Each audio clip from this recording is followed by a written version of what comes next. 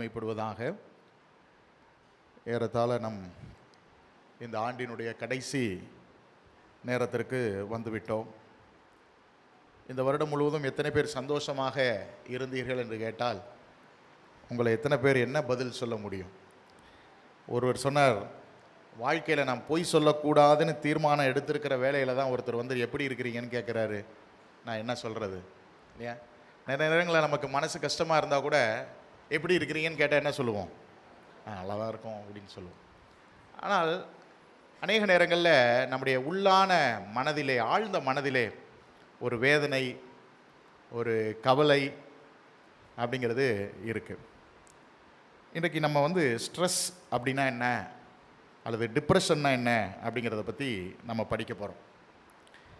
பொதுவாக நம்ம என்ன நினைக்கிறோம்? இயேசு கிறிஸ்துவை ஏற்றுக்கொண்டா வாழ்க்கையில் பிரச்சனை இல்லைங்க. சில சமயம் நானே யோசித்து பார்ப்பேன், நம்ம போய் உலகத்தில் உண்மையான சமாதானம், மெய் சமாதானத்தை ஆண்டவர் தருகிறாருங்கிறார்.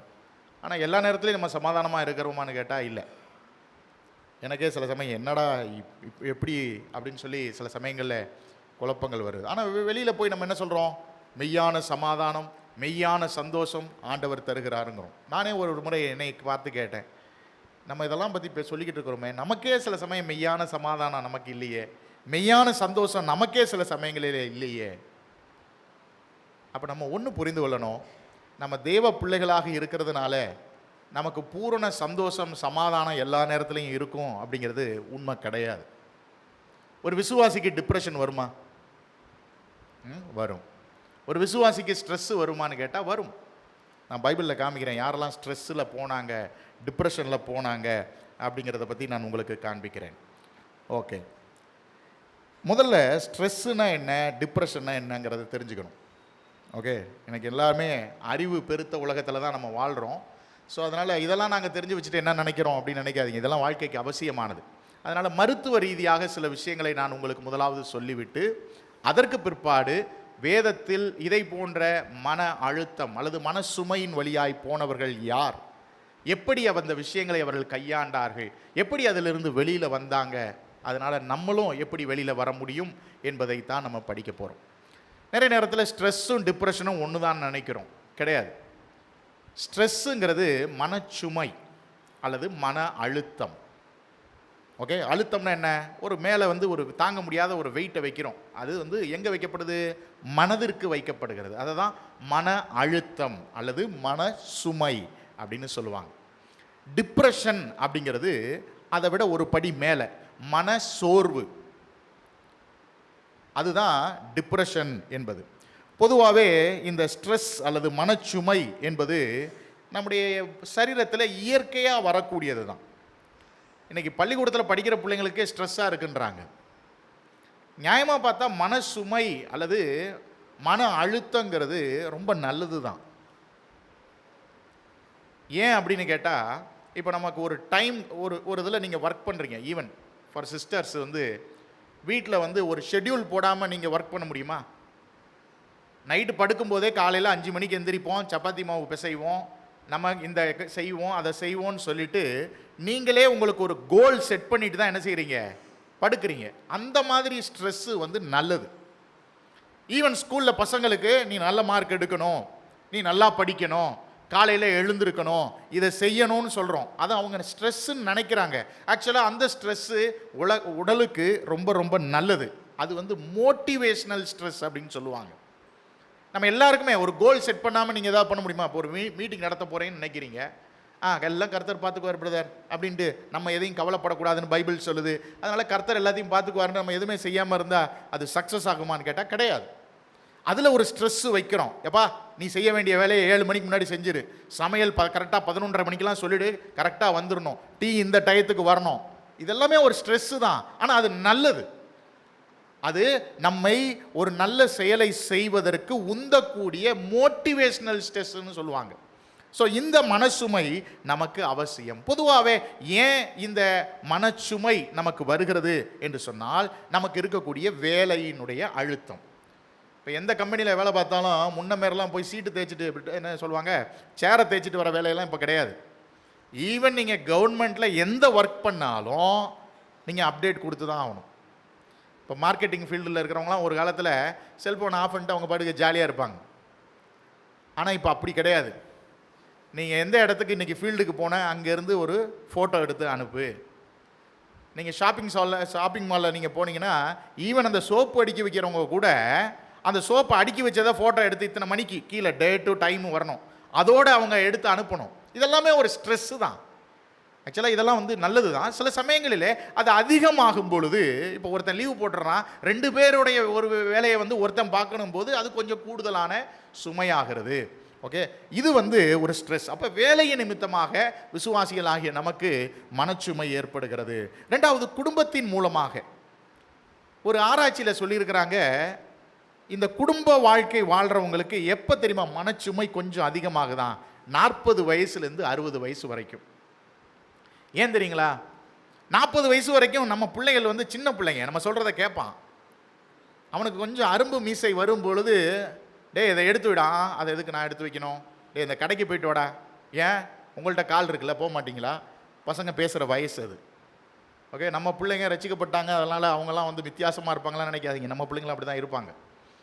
இப்போது இந்த 40 வயசில் நமக்கு பணிச்சுமை கூடுகிறது. முதல் நம்ம சொன்னதை அவன் செஞ்சான், இப்போ அவனுக்கு 5 தடவை சொல்ல வேண்டியிருக்கு.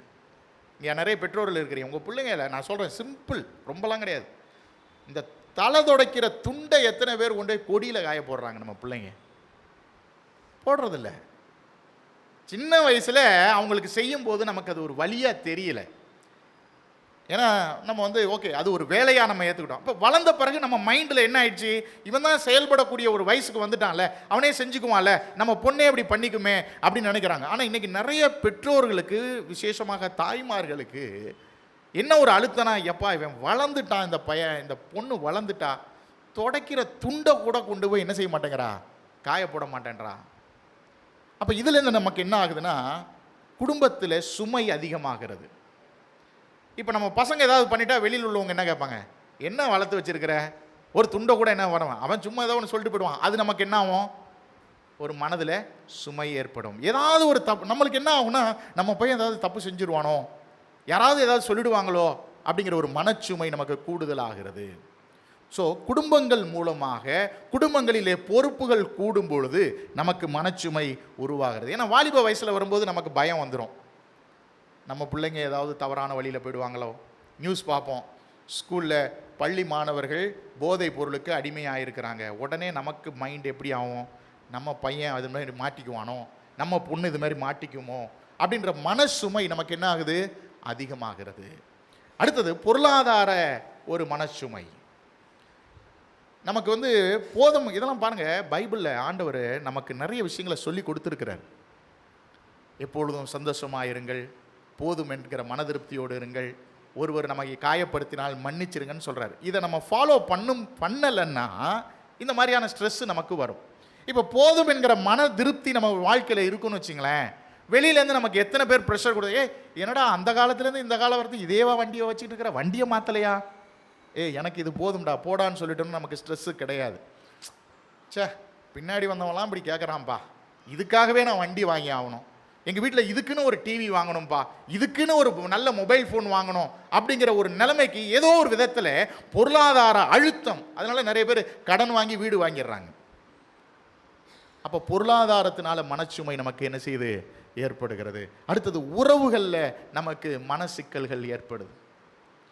பாருங்கள், ஒரு சொந்தக்காரன் வீட்டுக்கு போயிருப்போம், அவன் வீடு கட்டியிருப்பான், நம்ம போயிருப்போம், நமக்கு ஏதோ ஒரு பிரச்சனையில் இருப்போம், நம்ம சோகமாக உட்காந்துட்டு வந்திருப்போம். அப்போ நம்ம ஒன்று கணவனுடைய வீட்டிலேருந்து, அவன் கணவனுடைய வீடுன்னு வச்சுங்களேன், நான் சொல்லுவேன், என்ன உன் பொண்டாட்டி மூஞ்சே சரியில்லை, நாங்கள்லாம் வாங்கிட்டுன்னு வளரணும்னு பொறுக்கலையா. ஆக்சுவலாக அவங்க அப்படி நினச்சிருக்க மாட்டாங்க, ஆனால் அந்த ஒரு எண்ணத்தோடு போயிருக்கவும் மாட்டாங்க. ஆனால் என்ன சொல்லியிருப்பாங்க, உன் பொண்டாட்டிக்கு நாங்கள் வளர்றது பிடிக்கலை. இப்போ கணவன் என்ன பண்ணுவான், ஏன்டி நீ அன்றைக்கி சிரிச்சுக்கிட்டே வரல, மூஞ்ச உம்முன்னு வச்சுட்டு வந்தியே, அவங்களுக்கு ஏதோ ஒரு பிரச்சனை இருந்திருக்கும், அவங்க எதையோ ஒரு நினப்பில் வச்சுருப்பாங்க. இப்போது இந்த உறவுகளை விடவும் முடியாது. இந்த உறவுகள்னாலேயும் நமக்கு என்ன ஏற்படுகிறது, மனச்சுமை ஏற்படுகிறது. இது நான் சொல்கிறேன், என்னுடைய மாமியார் லிட்ரலாக நடந்தது. என்னோடய மாமியாரை நாங்கள் எவ்வளவு நல்லா பார்த்துக்க முடியுமோ அவ்வளோ நல்லா பார்த்துக்கிட்டோம். ஊருக்கு கொண்டு போனால் ஒரு விசுவாசி சொல்கிறாரு, உயிரோடு கொண்டு போயிட்டு கொண்டு வந்துட்டீங்களேன்றாரு. என் ஒய்ஃபால் அதை ஏற்றுக்க முடியல. நான் சொன்னேன், அவர் பேச தெரியாமல் பேசுகிறாருமா, நம்ம இரவு பகலாக ஈவன் நான் அவங்க வந்து லேடிஸ் வார்டில் இருந்தாங்க, என் ஒய்ஃபால் அன்றைக்கி போக முடியல. நான் வந்து காரை கொண்டு போய் வெளியில் வச்சுட்டு காரில் ஃபுல் நைட் அங்கே தான் படுத்திருந்தேன். ஏன்னா அட்டெண்டர் வெளியில் இருக்கணும். ஆனால் லேடிஸ் இருக்கிற இடத்துல நான் படுக்க முடியாது, அரசாங்க ஆஸ்பத்திரியில் தான். நான் காரை வச்சுட்டு வெளியில் கொசுக்கடியில் தான் படுத்திருந்தோம். எங்களால் முடிஞ்சதை நாங்கள் பார்த்தோம். ஆனால் மக்கள் என்ன சொல்கிறது, உயிரோடு கொண்டு போனீங்க, ஆனால் என்ன செஞ்சிட்டீங்க, பாடியாக கொண்டு வந்துட்டீங்க. இது வந்து மனச்சுமை. நமக்கு மறைமுகமாக என்ன பண்ணுறாங்க, நம்மளுக்கு ஒரு மனச்சுமையை உண்டாக்குற. அப்போ குடும்பத்தினாலையும் மனசுமை ஏற்படுகிறது, உறவினர்களாலையும் மனசுமை நமக்கு ஏற்படுகிறது. அதே நேரத்தில் வாழ்க்கையில் சில சமயங்களில் 40 வயசுக்கு அப்புறம் ஒன்று தெரிஞ்சுங்க, எப்போதுமே இயற்கையாக ஒன்று தெரிஞ்சுங்க, 40 வருஷம் வரைக்கும் குமிஞ்சு நிமிந்து குடுகுடுன்னு ஓடுவோம். ஆனால் அந்த 40ல் ஒரு பிரேக் ஆகும். இங்கே தான் நம்ம இறங்கும் முகத்தில் வரும். 40 வயசுக்கு அப்புறம் நம்ம வேகமாக செய்கிற எதையும் என்ன செய்ய முடியாது, வேகமாக செய்ய முடியாது, உடல் ஒத்துக்காது. இதையும் நம்ம ஏற்றுக்கொள்ளக்கூடிய மனப்பக்குவம் இருக்கணும். என்னங்க 40 வயசு வரைக்கும் நல்லா ஓடி ஆடி பண்ணாங்க, இப்போ முதுகு வலிக்குது, கை கால் பிடிக்குது, ஃப்ரோசன்றாங்க, இப்போது கையை தூக்க முடியல, திடீர்னு ஏதோ பிரச்சனை. இதையும் நம்ம ஏற்றுக்கணும். இதுதான் வாழ்க்கை. இப்படியெல்லாம் உடல் நமக்கு ஆரோக்கியம் குன்றி போகும்போது கூட நமக்கு என்ன வருது, மனசுமைகள் ஏற்படுகிறது. ஸோ இது எல்லாமே நமக்கு அனுதினத்தில் மனசுமைகள் ஏற்படுகிறது. ஒன்று தெரிஞ்சுங்க, இதுதான் மனசுமை, இதுதான் மன அழுத்தம். மாற்றங்களை நம்ம வந்து உடனே அக்செப்ட் பண்ண முடியாத ஒரு சூழல். ஓகே, இது எல்லாமே டெம்பரரி தான். இந்த ஸ்ட்ரெஸ்ஸுங்கிறது எல்லாருக்கும் வரக்கூடியது. இது டெம்பரவரியான ஒரு விஷயம். இது எப்போ நமக்கு இந்த மனசுமை ரிலீஸ் ஆகும், எப்போ இந்த மன அழுத்தத்திலேருந்து வெளியில் வரும் அப்படின்னா, இதற்கான ஒரு தீர்வை நம்ம கண்டுபிடிக்கும் பொழுது, அல்லது இதை நம்ம வந்து நிர்வாகம் செய்யும் பொழுது நம்ம என்ன செஞ்சுருவோம், வெளியில் வந்துடும். ஃபார் எக்ஸாம்பிள், இப்போ எங்கள் மாமியாரை வந்து ஒருத்தர் சொன்னார், நான் உடனே அதுலேருந்து எனக்கு வந்து ஸ்ட்ரெஸ் ஆகலை. ஏன்னா அவர் ஏதோ சொல்லிட்டு போகிறாரு, நம்ம என்ன பண்ணிட்டோம், கரெக்டாக தானே பண்ணிட்டோம், அவ்வளோதான். அதை நம்ம யோசிச்சுட்டே இருக்கக்கூடாது. அதுலேருந்து வெளியில் வந்த உடனே நமக்கு என்ன ஆகிடுது, ஃப்ரீ ஆகிடுது. ஸோ மன அழுத்தம், மனசுமைங்கிறது எல்லாருக்கும் வரக்கூடியது தான். விசேஷமாக பெண்களுக்கு ஹார்மோன் சேஞ்சஸ் ஏற்படும் போது இது அதிகமாக வரும். இதை ஆண்கள் புரிஞ்சுக்கணும், திருமணமானவர்கள் புரிந்து கொள்ள வேண்டும். அவர்களுக்கு அந்த உதிரப்போக்கினுடைய காலகட்டங்களில் அவர்களுக்கு ஹார்மோன் இம்பேலன்ஸ் ஆகும். இதெல்லாம் நமக்கு வந்து நம்ம என்ன நினைக்கிறோம்னா, வேதம் வாசித்தா போதுங்கன்னு நினைக்கிறோம். பொது அறிவும் நமக்கு வேணும், இல்லைன்னா பைபிளை கனெக்ட் பண்ணி படிக்க முடியாது. ஸோ இந்த காலகட்டங்களில் அவங்க இரிட்டேஷனாகவே இருப்பாங்க. ஸோ அந்த நேரத்தில் எப்படி நம்ம நடந்து கொள்ளணும். ஓகே, ஸோ இது எல்லாமே ஸ்ட்ரெஸ்ஸுங்கிறது எல்லாருக்கும் இருக்கும். இது டெம்பரவரியாக வரக்கூடியது.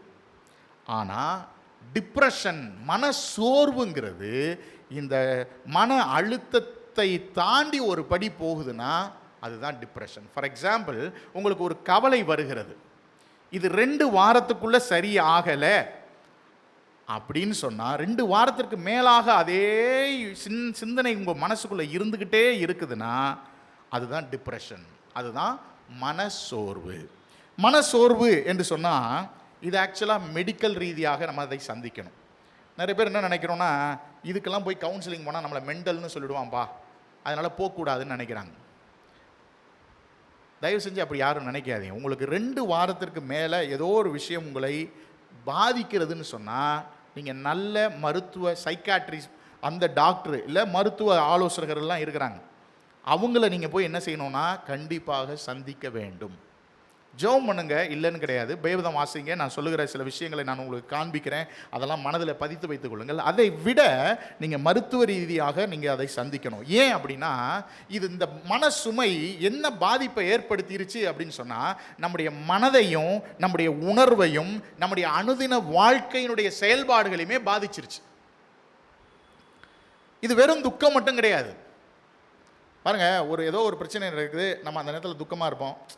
அப்புறம் 1 நாள் ஆகும், 2 நாள் ஆகும், 3ஆவது நாள் போடா அவ்வளோதான் சரி போ அப்படின்னு போயிட்டோன்னா நம்ம மன அழுத்தத்துலேருந்து வெளில வந்துடும். ஆனால் ஒருவருடைய இழப்பு, ஒருத்தர் வந்து நம்ம குடும்பத்தில் இறந்து போயிட்டார், அல்லது ஏதோ ஒரு நம்ம எதிர்பார்க்காத ஒரு விஷயம் அப்படி நடந்துருச்சு. ஸோ அப்படி நடக்கும்போது 2 வாரத்திற்கு மேலாக அது வந்து தொடர்ந்து அது நமக்கு வலியையும் நம்முடைய மைண்டை டிஸ்டர்ப் பண்ணுது, இமோஷனல் பெயின் நமக்கு இருக்குது அப்படின்னு சொன்னால் கண்டிப்பாக நம்ம மருத்துவரை பார்க்கணும். பொதுவாகவே டிப்ரெஷனில் இருக்கிறவங்களுக்கு 3 விஷயங்களை சொல்லுவாங்க. நான் டிப்ரெஷனில் இருக்கிறேன்னா இல்லையாங்கிறத 3 விஷயத்தில் நம்ம புரிஞ்சுக்க முடியும். ஒன்று ஹெல்ப்லெஸ்னஸ், ஹோப்லெஸ்னஸ், ஒர்க்லெஸ்னஸ். மன அழுத்தத்தில், அதாவது மன சோர்வில் இருக்கக்கூடியவர்கள், டிப்ரெஷனில் இருக்கக்கூடியவங்க இந்த 3 வார்த்தைகள் அவங்க பேசுகிறத வச்சே கண்டுபிடிச்சிடலாம். Helplessness, hopelessness, worthlessness. முதல்ல என்ன தெரியுமா, எனக்குன்னு எவனுமே கிடையாதுடா அப்படின்னு சொன்னாங்களே, அவங்க டிப்ரெஷனில் இருக்கிறாங்கன்னு அர்த்தம். ஹோப்லெஸ்னஸ், இனிமேல் இருந்து என்ன பண்ண, 2026 வந்தா என்ன, 27 வந்தா எனக்கு என்னடா, எனக்கு என்ன நடக்க போகுது அப்படின்னு சொன்னால் நம்பிக்கை இல்லாமல் பேசுகிறார்கள், அவர்களுக்கு மனசோர்வில் இருக்கிறார்கள். ஒர்த்லெஸ்னஸ், என்னை எவன்டா ஒரு மனுஷன்னு நினைக்கிறான், நான் வாழ்ந்து இப்போ என்ன பண்ணிட போகிறேன், இனிமேல் நான் இருந்து என்ன, ஏன் ஆண்டவர் என்னை இந்த பூமியில் வச்சிருக்கிறாரு, இது மாதிரி ஒருவர் பேசுகிறார் என்று சொன்னால் அவங்க என்ன நினைக்கிறாங்க, எனக்கு ஒரு தகுதியும் கிடையாது, ஐ ஆம் இன் ஒர்த்லெஸ்னஸ். இதை தான் மருத்துவர்னு சொல்லுவாங்க. நீங்கள் ஆலோசனைக்கு போனீங்கன்னா கவுன்சிலிங்கில் இதை தான் சொல்லுவாங்க. இது வந்து அவங்களுடைய ஸ்லோகன். என்னது? Helplessness, hopelessness, worthlessness. உதவியற்ற நிலையில் இருக்கக்கூடியது, நம்பிக்கையற்ற நிலையில் இருக்கக்கூடியது. அடுத்தது, நான் எதுக்குமே உதவ மாட்டேன், நான் தகுதி இல்லாதவன் என்று நினைப்பது தான். அப்படி யாராவது பேசுகிறாங்கன்னா அவங்க ஆழ்ந்த மனசோர்வில் இருக்கிறார்கள் என்பதை நம்ம புரிந்து கொள்ள வேண்டும். இது சரி. இப்போ நான் மன சோர்வில் இருக்கிறேன்னா, மன அழுத்தம் நான் எதுன்னு சொல்லிட்டேன். இப்போ எனக்கு டிப்ரெஷன் இருக்குதா இல்லையான்னு நம்ம ஈஸியாக கண்டுபிடிச்சிக்கலாம். எப்படி கண்டுபிடிக்கலாம்? நம்பர் 1, எனக்கு முதல்ல எதெல்லாம் ஆர்வத்தோடு செஞ்சுக்கிட்டு இருந்தேனோ அந்த ஆர்வம் எனக்கு போயிடுச்சுனாலே எனக்கு என்ன இருக்குது? மனசோர்வு இருக்குது. ஒருவேளை நீங்கள் கார்டனிங்கில் ரொம்ப இன்ட்ரெஸ்ட்டாக இருக்கலாம், வீடை சுத்தமாக வச்சுக்கிறதுல ஒரு இன்ட்ரெஸ்ட் இருக்கலாம். ஆண்களுக்கு வந்து பைக்கை தொடச்சி க்ளீனாக வச்சுக்கிறது, காரை தொடச்சி க்ளீனாக வச்சுக்கிறது, ஒரு ட்ரெஸ்ஸை வந்து நல்லா போட்டுக்கிறது. அவங்க கண்ணாடியை பாருங்கள், வாலிப பசங்க வந்து கண்ணாடியை பார்க்குறது தப்பு கிடையாதுங்க, அது நல்லது. பார்க்கலன்னா தான் பிரச்சனை. ஏன்னா என் பையனும் அப்பப்போ இப்படி பார்த்துட்டு இப்படின்னுவான். ஏன்னா அந்த வயசு அது. அதே நேரத்தில் வளர்ந்தவர்களுமே டை அடிச்சுக்கிறாங்களா, அடிச்சுக்கட்டும், தப்பு கிடையாது. டை அடிக்கிறது தப்பு கிடையாது. அவங்க நல்லா பராமரிக்கிறாங்களா, அது வந்து நல்லது. ஈவன் ஒன்று தெரிஞ்சுங்க, மனசோர்வு இருந்தால் நமக்கு குளிக்க கூட பிடிக்காதுங்க, நம்மளை நம்ம சுத்தம் செய்வதற்கு கூட நமக்கு பிடிக்காது. அப்போ நம்ம எதை பிடித்து செய்து கொண்டு இருந்தோமோ அதை செய்கிறதுல நமக்கு ஆர்வம் போயிடுச்சுன்னா நமக்கு மனசோர்வு இருக்குன்னு அர்த்தம், டிப்ரெஷனில் இருக்கிறோன்னு அர்த்தம். ரெண்டாவது, எப்பயுமே சோகமாகவே இருக்கிறது, ஒரு சிரிப்பு கூட இருக்காது, ரொம்ப எப்பயுமே யாரை பார்த்தாலும் அப்படின்னு இருக்கிறோன்னா நமக்கு என்ன இருக்குது? டிப்ரெஷன் இருக்குது, சோர்வு இருக்குது. மூன்றாவது, எனக்கு டிப்ரெஷன் இருக்குங்கிறத எப்படி அறிஞ்சுக்கணும்? எப்பயுமே சோர்ந்தே இருக்கிறது. ஃபார் எக்ஸாம்பிள், சோர்ந்தே இருக்கிறேன்னா ஒன்று எப்போ பார்த்தாலும் தூங்கிட்டு எழுந்துட்டே இருப்போம். நம்ம நினைக்கிறோம் அவன் சோம்பேறின்னு, ஆக்சுவலாக சோம்பேறி கிடையாதுங்க. ஒருவர் வந்து ரொம்ப ரொம்ப தூங்கிக்கிட்டே இருக்கிறாருனாலும் டிப்ரெஷன், தூக்கத்தில் குறைவாக இருந்தாலும் டிப்ரெஷன். நான் ஒன்று சொல்கிறேன் உங்களுக்கு, நான் பின்னாடி காமிக்கிறேன். பைபிளில் அப்படி டிப்ரெஷனில் இருந்தவங்க என்ன பண்ணாங்க அப்படிங்கிறது. தொடர்ந்து எதுவுமே செய்ய பிடிக்கல, படுத்தே இருப்பாங்க, தூங்கிக்கிட்டே இருப்பாங்க, சாப்பாடு கொடுத்தா திருப்பி தூங்குவாங்க. அதுவுமே மனசோர்வினுடைய அடையாளம். தூக்கம் இல்லாமல் இருப்பது, காலைல 3 மணிக்கெல்லாம் எந்திரிச்சிருவாங்க, 2 மணிக்கெல்லாம் எந்திரிச்சிருவாங்க, 1 மணிக்கு உட்காந்துருப்பாங்க. இதுவுமே என்னது? மனசோர்வினுடைய அடையாளம். அடுத்தது, அதிகமாக சாப்பிடுவாங்க மனசோர்வில் இருக்கும்போது, எதை பார்த்தாலும் சாப்பிட்டுக்கிட்டே இருப்பாங்க. அது ஒரு டிப்ரெஷன். நிறைய பேருக்கு அது தெரியுதுல. நமக்கு அதாவது நான் சொல்கிறது எப்பயாவது சாப்பிட்றது கிடையாது. அதாவது 2 வாரங்களுக்கு மேலாக தொடர்ந்து ஒரு 2 வாரம் 3 வாரமாக அப்படியே செஞ்சுக்கிட்டே இருக்கிறாங்கன்னு வச்சுங்களேன். உடம்பை வந்து பார்க்குறதெல்லாம் சாப்பிட்டுட்டே இருக்கிறாங்க, பசிச்சுக்கிட்டே இருக்குது அப்படின்னா அது ஒரு டிப்ரெஷன். சாப்பாடே எடுத்துக்க முடியல, சாப்பிட விருப்பம் இல்லை, அதுவுமே என்னது? டிப்ரெஷன். அப்போ மனசோர்வில் இருக்கிறோங்கிறதுக்கு அடையாளம் ஒன்று, நம்ம ஏற்கனவே ஆர்வமாக செஞ்சுட்டு இருக்கிற விஷயங்களை விட்டுறது. ரெண்டாவது, எப்பயுமே துக்கமாகவே இருக்கிறது. ஒரு சிரிப்பு கூட நம்ம சிரிக்காமல், யாராவது ஒரு ஜோக் அடித்தா கூட அதை ஒரு பெருசாக நம்ம எடுத்துக்கவே மாட்டோம், சிரிக்கவே முடியாது நம்மளால். அப்படின்னா அது ஒரு மனசோர்வு. இன்னொன்று, எல்லா நேரங்களிலும் சோர்வாகவே இருப்பது. நான் சொல்கிறேன், அதெல்லாம் சோம்பேறித்தனம் கிடையாது. அடுத்தது, அவங்க அதிகமாக தூங்குவாங்க, இல்லை தூக்கமே இல்லாமல் இருப்பாங்க. ஒன்று அதிகமாக சாப்பிடுவாங்க, இல்லை சாப்பிடாமையே இருப்பாங்க. ஸோ 2 வாரத்துக்கு மேலே இந்த அறிகுறிகள் ஒருவர்கிட்ட இருக்குது அப்படின்னா, 1 வாரத்தில் இருந்ததுன்னா பிரச்சனை கிடையாது. அதனால் ஒருத்தருக்கு நமக்கு சோர்வுங்கிறது ஏற்படும். அதனால் 1 வாரத்தில் 2 வாரத்தில் இருக்கிறான்னா உடனே இவங்களுக்கு டிப்ரெஷன் நம்ம நினைக்கக்கூடாது. ஆனால் 2 வாரத்திற்கு மேலே, கிட்டத்தட்ட 14 நாட்களுக்கு மேலே ஒருவர் அப்படி இருக்கிறாருன்னா அவருடைய மனது அதிகமாய் காயப்பட்டிருக்கிறது, அவங்க மனசு அதிகமாக சோர்வடைந்திருக்கிறது. அதனால் அப்படிப்பட்டவங்களுக்கு மருத்துவ ஆலோசனை கண்டிப்பாக வேணும். ஒன்று புரிஞ்சுங்க, தேவன் நம்மளுடைய சரீரத்தை படைக்கும் போதே அற்புதமாக படைச்சிட்டாருங்க. உண்மையுமே இஸ் ஆம்னிஷியன் காடுன்னு சொல்கிறது தேவன் சர்வ ஞானம் உள்ள தேவன்.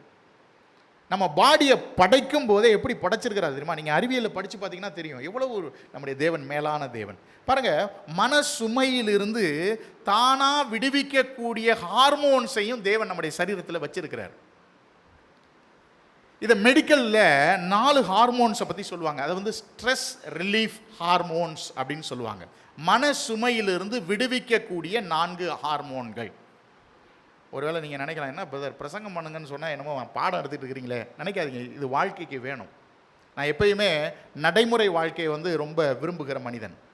சும்மா வந்து ஆண்டவர் உன்னை ஆசீர்வதிப்பார், எல்லாத்தையும் அவர் பார்த்துக்குவார் அப்படின்னு ஜென்ரலாக பேச விருப்பப்படாதவன். அதனால் முதல்ல அறிவியல் ரீதியாக சில விஷயங்களை சொல்லிட்டு தான் நான் கனெக்ட் பண்ண விரும்புகிறேன். அதனால் யாரும் நீங்கள் தப்பாக எடுத்துக்காதீங்க. ஓகே, தேவன் எப்பயுமே நமக்கு ஸ்ட்ரெஸ் ரிலீஃபை ஹார்மோன்ஸை வந்து தானாகவே கொடுத்துருக்கிறார். உங்களுக்கு இந்த 2 வார்த்தை நீங்கள் நிறையவே கேள்விப்பட்டிருப்பீங்க. செரோட்டனின் அப்படின்னு சொல்லுவாங்க. செரோட்டனின் அப்படிங்கிறது ஒரு ஹார்மோன். இந்த ஹார்மோனுக்கு என்ன தெரியுமா சொல்லுவாங்க? ஹாப்பி ஹார்மோன் அப்படின்னு சொல்லுவாங்க. சந்தோஷமான ஒரு ஹார்மோன். இது எப்போ உருவாகும் அப்படின்னா, நீங்கள் எப்பயுமே யாரோடைய அது கலகலகல நகைச்சுவையோ பேசிக்கிட்டே இருந்தீங்கன்னா, இந்த செரோட்டனின் என்று சொல்லக்கூடிய ஒரு ஹார்மோன் நம்முடைய பாடியில் சுரக்கும். அதனால தான் எப்பயுமே சந்தோஷமாக இருங்கள்னு ஆண்டவரும் சொல்லியிருக்கிறாரு. நீங்கள் சந்தோஷமாக இருந்தீங்கன்னா இந்த ஹார்மோன் உங்களுடைய பாடியில் ஆட்டோமேட்டிக்காக சுரக்கும். நீங்கள் மருந்து போட வேண்டாம், எந்த மாத்திரையும் போட வேண்டாம், ஆட்டோமேட்டிக்காக இருக்கும். சரி, ஆண்டவர் அதனால தான் சொன்னார், எப்பொழுதும் சந்தோஷமாக இருங்கள். பவுல் எழுதுகிறார், கர்த்தருக்குள் எப்பொழுதும் சந்தோஷமாக இருங்கள். எப்பொழுதும் சந்தோஷமாக இருந்தால் சந்தோஷத்தினுடைய ஒரு ஹார்மோன் செரோட்டோனின் என்று சொல்லக்கூடிய அந்த ஹார்மோன் என்ன செய்யும்? சுரக்கும். 2வது, இந்த ஸ்ட்ரெஸ் ரிலீஃபுக்கு நம்முடைய சரீரத்தில் டோபோமைன் அப்படின்னு சொல்லக்கூடிய ஒரு ஹார்மோன் இருக்குது. இந்த ஹார்மோன் எப்போ தெரியுமா சுரக்கும்? இதை வந்து மெடிக்கல் ரீதியாக எப்படி சொல்லுவாங்க? இட்ஸ் எ ரிவார்ட் கெமிக்கல் அப்படின்னு சொல்லுவாங்க. அதுக்கு தான் மற்றவங்களை நம்ம பாராட்டணும். ஒருத்தர் நல்லா பாடுறாரா, தம்பி சூப்பராக பாடுறப்பா அப்படின்னா அந்த பையனுக்கு நம்ம இலவசமாக ஒரு கெமிக்கலை உருவாகிறதுக்கு உதவி செய்தோம். That is a reward chemical. மற்றவங்க நம்மளை வந்து பாராட்டும் போது இந்த கெமிக்கல் என்ன செய்யும்னு சொன்னால் உருவாகும். தானாக என்ன செய்யும்? உருவாகும். அதனால தான் மற்றவங்களை அப்ரிஷியேட் பண்ணணும். பொதுவாக குடும்பங்களில் ஏன் தெரியுமா எப்பயுமே கசப்பும் வெறுப்பும் இருக்குது? மனைவி நல்லா செஞ்சால் வாயை திறந்து யாரும் என்ன செய்கிறதில்ல. ஆண்கள் நல்லா இருக்குமா, சூப்பராக செஞ்சுருக்கிற சொல்கிறதில்ல.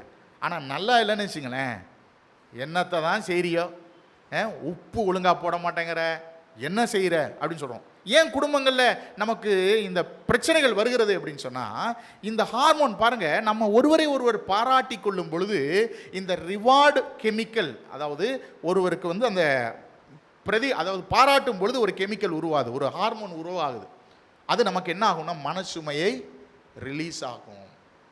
3வது, என்ட்ரோஃபின் அப்படின்னு சொல்லுவாங்க. என்ட்ரோஃபைன்னு சொல்கிறது நேச்சுரல் பெயின் கில்லர்னு சொல்லுவாங்க. இயற்கையாகவே நம்முடைய வலிகளை கொல்லக்கூடிய ஒரு ஹார்மோன். இது எப்போ வரும் அப்படின்னா, காலையில் எழுந்து வாக்கிங் போகும்போது இந்த ஹார்மோன் நமக்கு உருவாகும். இயற்கையில் நம்ம போய் நடக்கும்போது, நம்ம இயற்கையை பார்த்துக்கிட்டே நம்ம உடற்பயிற்சி செய்யும் பொழுது இந்த ஹார்மோன் உருவாகும். இது என்ன பண்ணுவோம்? நமக்கு ஸ்ட்ரெஸ் ரிலீஃப் பண்ணிவிடும், நமக்கு மன அழுத்தம். அதனால தான் காலையில் எக்ஸசைஸ் பண்ணுறது நல்லது, நீங்கள் வாக்கிங் போகிறது நல்லது, ஜாக்கிங் போகிறது நல்லது. ஏன் அப்படின்னா, இது வந்து நம்முடைய மைண்டில் ஆட்டோமேட்டிக்காக ஹார்மோன் எக்ஸசைஸ் செய்யும் பொழுது இந்த என்ட்ரோஃபைன் அப்படிங்கிற ஒரு ஹார்மோன் சுரக்கும். அது நமக்கு மனசுமை அது என்ன செய்யணும்னா தவிர்த்து விடும். 4வது, ஆக்சிடோசின் அப்படின்னு சொல்லக்கூடிய ஒரு இது லவ் ஹார்மோன் அப்படின்னு சொல்லுவாங்க. நம்ம ஒருவரை ஒருவர் நேசிக்கும் பொழுது, ஒருவருக்கு ஒருவர் உதவி செய்யும் பொழுது, ஒன்று தெரிஞ்சுங்களேன், ஒருத்தர் கஷ்டத்தில் இருக்கிறார், ஓடி போய் நம்ம உதவி செஞ்சோன்னே நம்ம மனசுக்குள்ளே ஒரு சந்தோஷம் வரும். வருமா வராதா? வரும். அந்த ஹெல்பிங் அதர்ஸ், அதாவது லவ்விங் அதர்ஸ், ஒருவரை ஒருவர் உண்மையாகவே நம்ம நேசிக்கும் பொழுது நமக்கு அந்த ஹார்மோன் சுரக்கும். பொதுவாகவே நீங்கள் பார்த்தீங்கன்னா இந்த தாய்மார்கள் பிள்ளைகள்கிட்ட ரொம்ப கொஞ்சம் விளையாடுவாங்க. நம்ம பிள்ளைகளை கொஞ்சம் விளையாடும் பொழுது, ஈவன் நமக்கு பிடிச்ச நாயோ அல்லது பூனையோ கொஞ்சம் விளையாடும் போது கூட என்ன ஆகும் அப்படின்னு சொன்னால், அதாவது லவ் ஹார்மோன்னு சொல்லுவாங்க. அந்த ஒரு ஹார்மோன் நமக்கு என்ன செய்யும்? சுரக்கக்கூடியதாக இருக்கும். இதெல்லாம் நான் ஏன் சொல்கிறேன் அப்படின்னா, தேவனுடைய படைப்பில் நம்ம சரீரத்தில் இயற்கையாகவே மனச்சுமையை மேற்கொள்ளக்கூடிய கெமிக்கல்ஸை கர்த்தர் வச்சிருக்கிறார். நான் சொல்கிறேன், எப்போதுமே சந்தோஷமாக இருங்க. பைபிள் சொல்லுதில்ல, எப்பொழுதும் சந்தோஷமாக இருங்கிற வசனத்துக்கு கீழ்ப்படிங்க. உங்களுக்கு என்ன ஹார்மோன் சுரக்கும்? ஹாப்பி ஹார்மோன், செரோட்டனின் என்று சொல்லக்கூடிய ஹார்மோன் சுரக்கும். எப்பொழுதுமே ஒருவரை மன்னித்து அவரை எந்த ஒரு இதையும் மனசுக்குள்ள வச்சுக்காம இருந்தாலே அந்த லவ் ஹார்மோன், மற்றவர்களுக்கு உதவி செய்யக்கூடியது, அது லவ் ஹார்மோன் ஆட்டோமேட்டிக்காக சுரக்கும். அப்போ வசனத்துக்கு கீழ்ப்படிஞ்சா நம்முடைய சரீரத்தில் சில கெமிக்கல்ஸ் உருவாகிறது. அந்த கெமிக்கல்ஸ் நம்முடைய மனசோர்வை அவர் மேற்கொள்ள உதவுகிறது. ஓகே, நான் சொன்னேன் மனசுமைக்கு 3 விஷயங்கள் சொன்னேன். Helplessness, hopelessness, worthlessness. இந்த 3 இதுக்கும் 3 உதாரணத்தை பைபிள்லேருந்து காமிக்கிறேன். ஹெல்ப்லெஸ்னஸ் அப்படிங்கிற ஒரு சிச்சுவேஷனில் யார் இருந்தா அப்படின்னா, பழைய ஏற்பாட்டில் அன்னாளை குறித்து நம்ம படிக்கிறோம். அன்னாளுக்கு என்ன இருந்தது? உதவியற்ற ஒரு நிலையில் இருந்தாங்க. என்ன உதவியற்ற நிலை? எல்கானாட்ட போய் அவங்க அழுகுறாங்க.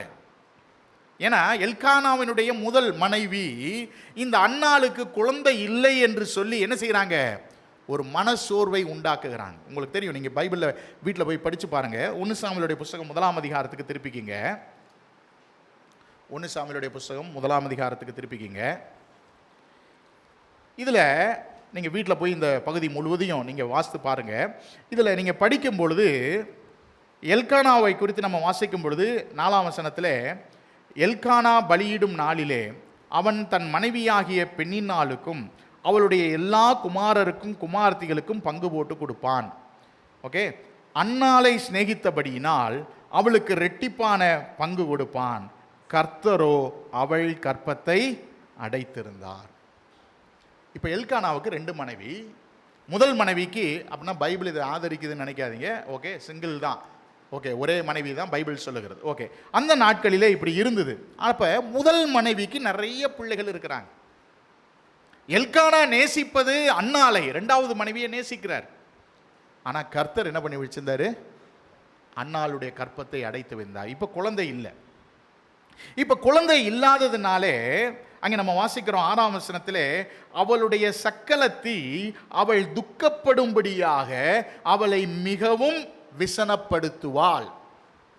அப்படியா? சரி, இந்த மனசோர்வு அன்னாளுக்கு யார் மூலமாக வருகிறது? உறவுகள் மூலமாக வருகிறது. எப்படி வருது? உனக்கு ஒரு பிள்ளை இருக்க, ஒரு பிள்ளைக்கு வலி இருக்குதா, உனக்கு புழு பூச்சி இருக்குதா, நீ எல்லாம் வேஸ்ட். அந்த நாட்களில் மலடி என்று சொன்னால், பிள்ளை இல்லாதவள் என்று சொன்னால், அவள் கடவுளுடைய சாபத்தை பெற்றவள் என்பதாகவே மக்கள் பார்த்தார்கள். இன்னைக்கு அப்படி கிடையாது, தப்பா நினைச்சுக்காதீங்க. இன்னைக்கு யாருக்கும் அப்படி கிடையாது. யாராவது ஒருத்தங்க நீ மலடி ஆசீர்வாதம் இல்லைன்னு சொன்னா அது வேத வசனத்துக்கு எதிரானது. பிள்ளை இல்லை என்றாலும் நாம் ஆசீர்வதிக்கப்பட்டவள் தான், பைபிள் அப்படி தான் சொல்லுது. அதெல்லாம் பழைய ஏற்பாட்டில் மக்கள் அப்படி நினைத்தார்கள். ஒருவருக்கு பிள்ளை இல்லைன்னு சொன்னால் அவங்க தேவனால் ஆசீர்வதிக்கப்படலைன்னு நினைச்சாங்க. ஓகே, அப்படி இருக்கிறதுனால என்ன பண்ணாங்க? நம்ம வாசிக்கிறோம், அவள் துக்கப்படும்படியாக அவளை மிகவும் விசனப்படுத்துவாள். டெய்லி என்ன பண்ணுறது? இரிட்டேட் பண்ணி விட்றது. நான் ஏற்கனவே சொன்னதை போல 1 வாரம் 2 வாரம் பிரச்சனை இல்லை, பல நாட்கள் அன்னாளுக்கு மனசுமை ஏற்பட்டது. அதனுடைய விளைவு அவர்கள் மனசோர்வில் இருந்தார்கள். எப்படி நமக்கு தெரியும்? நீங்கள் பைபிளில் படித்து பார்த்தீங்கன்னா 7ஆம் வசனத்தில், அவள் கர்த்தருடைய ஆலயத்திற்கு போகும் சமயத்தில் வருஷந்தோறும் அந்த பிரகாரமாய் செய்வான். இவள் அவளை மனம் மடிவாக்குவாள். அப்பொழுது அவள் சாப்பிடாமல் அழுது கொண்டே இருப்பாள். டிப்ரெஷனோட ஒரு சைன் யார்கிட்ட இருந்தது? அன்னாள் இடத்தில் இருந்தது. மனசோர்வை தொடர்ந்து ஏற்படுத்தி கொண்டே இருக்கிறார்கள். ஒன்று யோசிச்சு பாருங்க, இப்போ அன்னாளால் என்னங்க செய்ய முடியும்? அன்னாளுக்கு குழந்தை இல்லை, அன்னாள் என்ன பண்ண முடியும்? இதான் ஹெல்ப்லெஸ்னஸ், உதவியற்ற நிலை. என்னால் ஒன்றுமே முடியல, குழந்தை இல்லைன்னா நான் என்ன பண்ண முடியும்? நீங்கள் அழுத்தம் கொடுத்து என்னை கிண்டல் செய்தால், என்னை கேலி செய்தால் நான் என்ன செய்ய முடியும்? ஃபார் எக்ஸாம்பிள், என்னையை பார்த்து நீ வழுக்கத்தலைன்னு என்னை சொல்கிறீங்க, நான் என்னங்க பண்ண முடியும்? ஏதாவது பண்ண முடியுமா? இதான் உதவியற்ற நிலை. என்னால் நீங்கள் சொல்கிறதுனால எதுவும் பண்ண முடியாது. இப்போ நீங்கள் ஆனால் என்னை கிண்டல் பண்ணுறீங்க, நான் என்ன செய்கிறது? உதவி இல்லாத ஒரு நிலை. இது சில சமயங்களில் என்ன கொண்டு வரும்? மனசோர்வை கொண்டு வரும். இதை எப்படி மேற்கொள்கிறது? ஓகே, இங்கே நம்ம வாசிக்கிறோம், அவங்க அதனால் சாப்பிடாமல் அழுது கொண்டே இருப்பார்கள். அவங்க மனசு ஃபுல்லாகவே இப்போ எனக்கு உதவி செய்கிறதுக்கு யாரும் இல்லை, குழந்தை இல்லை, நான் என்ன பண்ணுறது? குழந்தை இல்லை, நான் என்ன பண்ணுறது? குழந்தை இல்லைன்னு என்னை என்ன செய்கிறாங்க? கிண்டல் செய்கிறாங்க, நான் என்ன செய்வது? அன்னாள் மனசோர்வினுடைய அனுபவத்தில் இருக்கிறாள். 8ஆம் வசனத்தில் வாசிக்கிறோம், அவள் புருஷனாகிய எல்கானா அவளை பார்த்து, அன்னாளே ஏன் அழுகிறாய்? ஏன் சாப்பிடாதிருக்கிறாய்? ஏன் சஞ்சலப்படுகிறாய்? 10 குமாரரை பார்க்கிலும் நான் உனக்கு அதிகமல்லவோ என்று சொல்லி அவர் கேட்கிறார். ஆனால் கூட 10ஆம் வசனத்தில் இந்த அன்னாள் மனசோர்வில் இருந்து வெளியில வர்றதுக்கு என்ன பண்ணாங்க நம்ம வாசிக்கிறோம். அவள் போய் மனம் கசந்து மிகவும் அழுது கர்த்தரை நோக்கி விண்ணப்பம் பண்ணினாள். மனசோர்வில் இருந்து வெளியில வரணுமா? ரெண்டாவதுதான் மெடிக்கல் ஸ்டெப்பு. ஓகே, ஃபர்ஸ்ட் என்ன செய்யணும் அப்படின்னா, கர்த்தருடைய சமூகத்தில் போய் நம்முடைய இயலாமையை நாம் அவருடைய சமூகத்திலே ஊற்ற வேண்டும். ஈவன் இந்த அன்னாள் கர்த்தருடைய சமூகத்திலே தன்னுடைய பாரத்தை எல்லாம் இறக்கி வைக்கிறாங்க. அவங்களுடைய கிளேசம், அவங்களுடைய வேதனை, இது எல்லாத்தையும் அவங்க என்ன செய்கிறாங்க, அவங்க இறக்கி வைக்கிறார்கள். அப்படி பேசிட்டு இருக்கும்போது கூட ஈவன் அன்னாள் குடித்ததாக நினைக்கிறார்கள். இதுதான் மனித சமுதாயம். மனித சமுதாயம் எல்லாத்துலேயும் குறை கண்டுபிடிப்பான். நம்ம இப்படி நின்னோம்னா ஏன்டா இப்படி நிற்கிறேன்னுவான், இப்படி தின்னா ஏன்டா எப்போ பார்த்தாலும் இப்படி நிற்கிறேன்னுவான். எது செய்ய பாருங்க, மக்கள் எது செஞ்சாலும் குறை சொல்லக்கூடியவர். இதை நம்ம தான் எப்படி ஹேண்டில் பண்ணுங்கிறது தெரிஞ்சுக்கணும். ஆளாளுக்கு ஒரு கருத்து சொல்லிக்கிட்டு தான் இருப்பாங்க. ஓகே, அதே ஒரு சூழல் தான் இவங்க வேதனையில் இருக்கிறாங்க. கர்த்தருடைய சமூகத்தில் போய் தன்னுடைய வேதனையை கொட்டி கொண்டு இருக்கிறார்கள். ஆனால் என்ன நினைக்கிறாங்க, அன்னாள் குடிச்சிட்டு இருக்கிறா பொழுது அப்படின்னு நினைக்கிறாங்க. ஓகே, ஆனால் அவள் அப்படி செய்யவில்லை. நம்ம வேதத்தில் வாசிக்கும் பொழுது 15ஆம் வசனத்தில் அன்னாள் பிரதியுத்தரமாக, அப்படி அல்ல அண்ணா ஆண்டவனே, நான் மனக்லேசமுள்ள ஸ்திரீ, நான் திராட்சரசமாகிலும் மதுவாகிலும் குடிக்கவில்லை, நான் கர்த்தருடைய சந்நிதியில் என் இருதயத்தை ஊற்றிவிட்டேன். அருமையானவர்களே, மனசோர்விலிருந்து வெளியில் வரணுமா? நம்பர் 1, கர்த்தருடைய சமூகத்திலே உங்கள் இருதயத்தை என்ன செய்யுங்க, ஊற்றுங்கள். ஆண்டவரே, நான் உதவியற்றவனாக இருக்கிறேன். வெளியிலே என்னை எப்படி சொல்கிறாங்க, எனக்கு செய்ய முடியல, அவ்வளோதான், ஹெல்ப்லெஸ்னஸ், எதுவுமே செய்ய முடியாது. இப்போ கர்த்தர்கிட்ட போகும்போது கர்த்தர் என்ன செய்வார், உதவி செய்வார். நீங்கள் அந்த பகுதியில் வாசித்து பார்த்தீங்கன்னா அன்னாளுடைய துக்கத்தை, அன்னாளுடைய மனச்சோர்வை தேவன் என்ன செஞ்சார், நீக்கிவிட்டார். நம்ம வாசிக்கும் பொழுது அந்த இடத்துல கர்த்தர் அன்னாளுடைய கற்பத்தை திறந்தார். ஒரு அருமையான குழந்தையை கர்த்தர் என்ன செஞ்சார், கொடுத்தார். அப்போ மனச்சோர்வை நீக்கக்கூடிய தேவன் நம்முடைய தேவன். இயலாத நிலையில், உதவியற்ற நிலையில், யாரும் எனக்கு உதவி செய்ய முடியாது அப்படின்னு நினைக்கும் போது நமக்கு உதவி செய்யக்கூடிய தேவன் யாரு, நம்முடைய தேவன். நம்மோடு கூட அவர் இருக்கிறார். ஓகேவா? அப்போ அன்னாளுடைய உதவியற்ற சூழலுக்கு மருந்தாக யார் இருந்தார் என்று கேட்டால் தேவன் இருந்தார். சில சமயங்களில் நம்மளும் கூட எனக்குன்னு யாருப்பா இருக்கிறா, அவ்வளோதான். சில சமயங்களில் கணவனை இழந்தவர்கள் அல்லது மனைவியை இழந்தவர்கள் ஒருவேளை தனிமையாக இருக்கும்போது நினைக்கலாம். சில சகோதரர்களே சொல்லுவாங்க, என் மனைவி இருக்கும்போது உரிமையாய் காபி போட்டு வாடி, டீ போட்டு வாடின்னு சொல்லிக்கிட்டு இருந்தேன் பிரதர். இப்போ என் மக வீட்டில் உட்காந்துருக்கிறேன், மருமக வீட்டில் உட்காந்துருக்கிறேன், அப்படிலாம் உரிமையாக என்னால் கேட்க முடியாது. அவங்களுக்கு ஒரு வேதனை. எனக்குன்னு இப்போ யார் இருக்கா, எனக்குன்னு நான் பொண்டாட்டி இருந்தா நான் சொன்னதெல்லாம் செய்வா, இப்போ யாராவது நான் உரிமையாக கேட்க முடியுமா? அதே போல் சில சமயங்களில் கணவனை இழந்த மனைவிகள் நினைக்கலாம், எங்கள் வீட்டுக்கார்ட்ட தைரியமாக ஏங்க அங்கே போய்ட்டு வாங்க, என்னை கூட்டு போங்கன்னு சொல்லிட்டு இருந்தாங்க. இன்றைக்கி அவங்க இல்லை, நான் யார்கிட்டங்க போய் கேட்க முடியும்? மகன்கிட்ட உரிமையாக கேட்க முடியுமா? அவன் ஒய்ஃபை கூட்டிகிட்டு போகிறான், கேட்க முடியாது. அப்படிங்கிற சில சமயங்களில் உதவியற்ற நிலையில் நம்ம இருக்கும்போது ஆண்டவரை நோக்கி நம்ம கேட்கும்போது ஆண்டவர் நமக்கு உதவி செய்வார். உதவியற்ற எனக்கு யாரும் இல்லைன்னு நினைக்காதீங்க, நம்முடைய தேவன் நம்மோடு கூட இருக்கிறார். ஒருவேளை மனிதர்கள் நம்மை விட்டு போயிருக்கலாம், உறவுகள் நம்மை விட்டு போயிருக்கலாம், நம்ம உதவியற்ற நிலையில் இருக்கிறோம், எனக்குன்னு யாரும் இல்லை அப்படின்னு நினைக்காதீங்க. கர்த்தர் நம்மோடு கூட இருக்கிறார். அன்னால் உதவியற்ற நிலையிலே கர்த்தர் உதவி செய்தார். அவருடைய சூழலை கர்த்தர் என்ன செஞ்சார், மாற்றினார். நம்முடைய தேவனும் அக்கறை உள்ள தேவன்க, நம்ம மேல் அக்கறை உள்ள தேவன், நம்முடைய நிலைகள் எல்லாவற்றையும் துல்லியமாய் அறிந்திருக்கக்கூடிய தேவன். அன்னாளுக்கு அவர் உதவி செய்தார். ரெண்டாவது, ஹோப்லெஸ்னஸ். தாவீது அந்த ஹோப்லெஸ்னஸ் சிச்சுவேஷனில் இருந்தார். சவுல் தாவீதை கொல்லுவதற்கு 1 வருஷம் இல்லைங்க, 8 வருஷம் துரத்துறார். நீங்கள் படித்து பாருங்கள், 1 சாமுவேலுடைய புஸ்தகம் 20ஆம் அதிகாரத்துலேருந்து தொடர்ந்து படித்து பார்த்தீங்கன்னா 8 வருஷம் விரட்டுறாரு. எதுக்கு? தாவீதை கொல்றதுக்கு. தாவீதை உயிரை கையில் பிடிச்சிக்கிட்டு ஓடுறாரு. வனாந்திரத்துக்கு போகிறாரு, கெதியில் போகிறாரு, கெபிக்கு போகிறாரு. இப்போ எங்கெல்லாம் ஓடி போய் ஒளிய முடியுமோ அங்கெல்லாம் ஒளிகிறார். ஒளிகிற இடத்துலாம் சவுல் தேடி தேடி வந்துடுறாரு. நம்பிக்கை இல்லாத சூழல். இப்போ தாவீதே சொல்லிடுறாரு ஒரு கண்டிஷனில். என்ன சொல்கிறாரு, அதை என்ன கூட வாசிக்கலாம். 1 சாமுவேலுடைய புஸ்தகம் 27ஆம் அதிகாரம் 1ஆம் வசனம் வாசிங்க.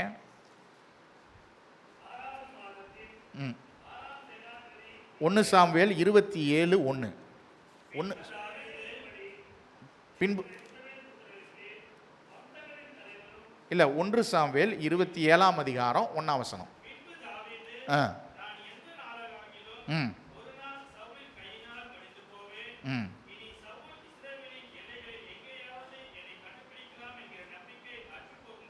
ம்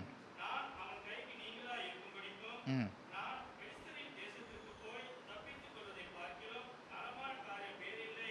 ம்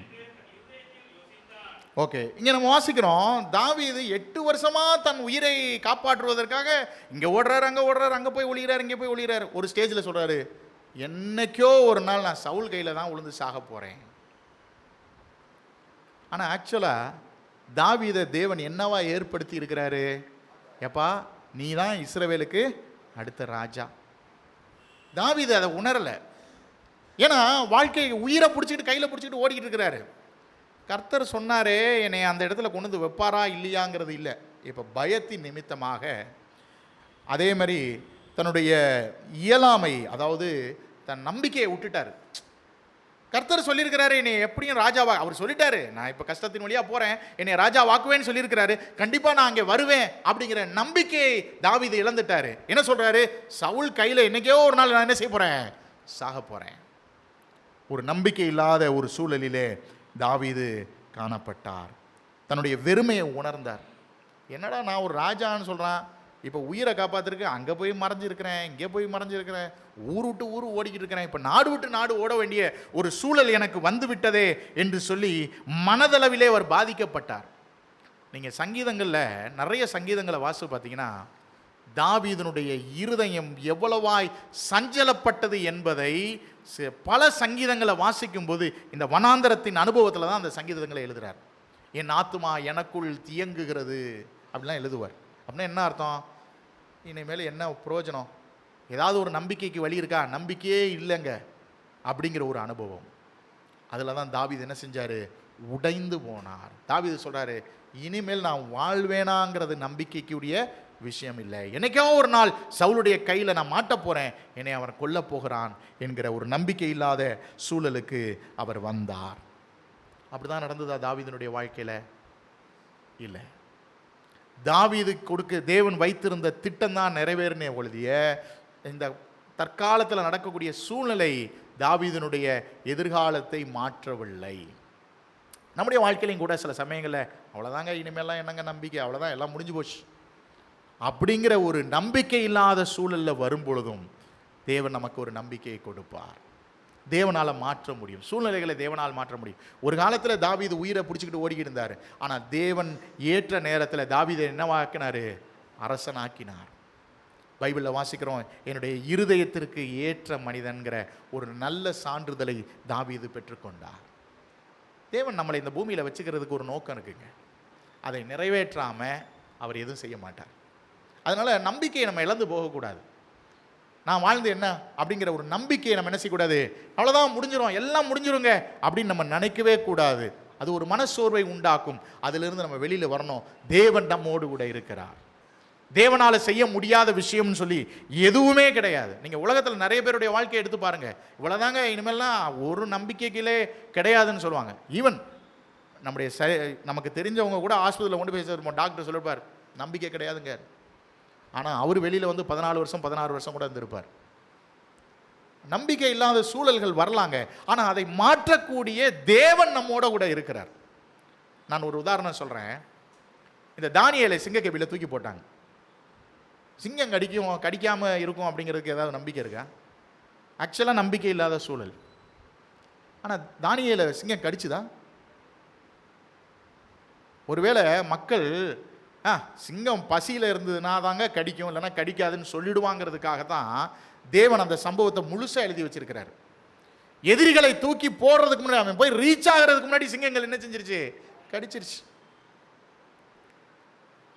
உனக்கு தெரிந்துங்க, நாம் வணங்குகிற தேவன் சிங்கங்களுடைய வாயிலிருந்தும் மனிதனை காப்பாற்றுவதற்கு வல்லமை உள்ளவர்.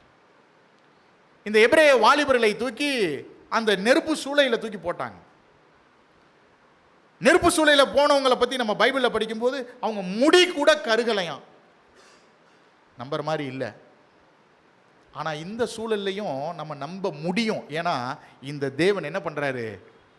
காப்பாற்றுகிறார். ஒன்று தெரிந்து கொள்ளுங்கள், இந்த உலகத்தில் இருக்கக்கூடிய எந்த பவராக இருக்கட்டும், எந்த வல்லமையாக இருக்கட்டும்ங்க, மனிதனை தானியேலை சிங்கக்கேபியில தூக்கி போடுறதுக்கு தான் மனுஷனுக்கு அதிகாரம். சிங்கத்தை பார்த்து கடி, அவனை சாவடின்னு சொல்றதுக்கு எந்த மனிதனுக்கும் இந்த உலகத்தில் அதிகாரம் கிடையாது. அதற்கு மிஞ்சின அதிகாரம் தேவன்கிட்ட இருக்கு. சிங்கத்தை பார்த்து வாயை கட்டி அமைதியா உட்காருன்னு சொல்ற கட்டளை இடக்கூடிய அதிகாரம் நம்முடைய தேவனுக்கு இருக்கு. அதனால நம்பிக்கையற்ற சூழலுக்கு போக வேண்டாம். நெருப்பு சூழலை தூக்கி போடுறதுக்கு மனுஷனுக்கு அதிகாரம் உண்டு. நெருப்பை பார்த்து இவங்களாம் எரின்னு சொல்றதுக்கு எந்த மனுஷனுக்காவது அதிகாரம் இருக்கா? ஒரு மனுஷனுக்கு அதிகாரம் கிடையாது. ஆனால் அதற்கும் நெருப்பை பார்த்து அவர்களுடைய முடி கூட கருகக்கூடாது என்று கட்டளையிடக்கூடிய அதிகாரம் நம்முடைய தேவனுக்கு உண்டு.